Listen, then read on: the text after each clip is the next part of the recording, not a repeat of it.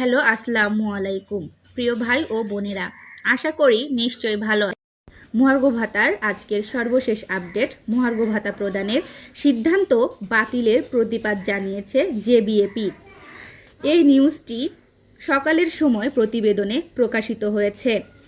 আমি আজকে এই বিষয়ে আলোচনা করব।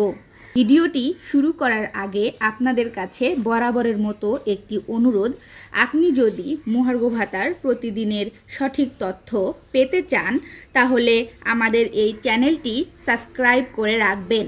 আমাদের এই চ্যানেলে আমরা নিত্য নতুন মহার্ঘ ভাতার সঠিক তথ্য ও সরকারি চাকরির খবর তুলে ধরি। তো কথা না বাড়িয়ে মূল আলোচনায় যাওয়া যাক। দ্রব্যমূল্যর ঊর্ধ্বগতি বিবেচনায় সরকার সরকারি কর্মকর্তা কর্মচারীদের জন্য চলতি বছরের জানুয়ারি থেকে মহার্ঘ ভাতা প্রদানের নীতিগত সিদ্ধান্ত চূড়ান্ত করেছিল, কিন্তু কিছু কুচক্রী মহলের চাপে সরকার সেই সিদ্ধান্ত থেকে সরে এসেছে বলে খবরে প্রকাশ। জাতীয়তাবাদী ব্যাংকার্স অ্যাসোসিয়েশন বাংলাদেশ এই সিদ্ধান্তের কঠোর প্রতিবাদ জানিয়েছেন। রোববার জাতীয়তাবাদী ব্যাংকার্স অ্যাসোসিয়েশন বাংলাদেশ জেবিএপি এর আহ্বায়ক মোহাম্মদ ইকবাল হোসেন এবং সদস্য সচিব মোহাম্মদ মোস্তাফিজুর রহমান মোস্তাদ স্বাক্ষরিত প্রতিবাদ লিপিতে তারা বলেন, গত 10 বছরে খাদ্যদ্রব্যের মূল্য বেড়েছে লাগামহীনভাবে।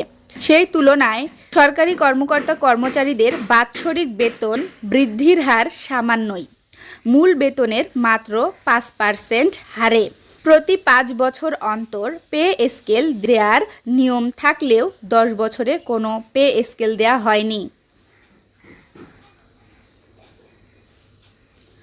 বিভিন্ন সরকারি বেসরকারি গবেষণা প্রতিষ্ঠানের জরিপ অনুযায়ী গত 5 বছরেই শুধু ভোগ্যপণ্যের মূল্য বৃদ্ধি পেয়েছে 310%।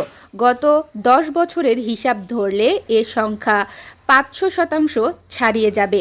তাছাড়া সরকারি কর্মকর্তা কর্মচারীরা 1 থেকে 20টি গ্রেডে বেতন পেয়ে থাকেন। উপসচিব পদমর্যাদার একজন কর্মকর্তা 5ম গ্রেডের প্রারম্ভিক বেতন 43,000 বেতন পেয়ে থাকেন এবং 20তম গ্রেডের একজন কর্মচারীর প্রারম্ভিক বেতন 8,250 টাকা, যেখানে 5ম গ্রেডের একজন উপসচিব পদমর্যাদার কর্মকর্তার জন্য বর্তমান বাজার মূল্য সংসার চালানোই কঠিন। সেখানে সকল কর্মকর্তা কর্মচারীকে উপসচিবের বেতন ও সুযোগ সুবিধার সাথে তুলনা করে মহার্ঘ ভাতা প্রদানের সিদ্ধান্ত বাতিল। সকল কর্মকর্তা কর্মচারীদের সাথে তামাশা ছাড়া কিছুই হতে পারে না।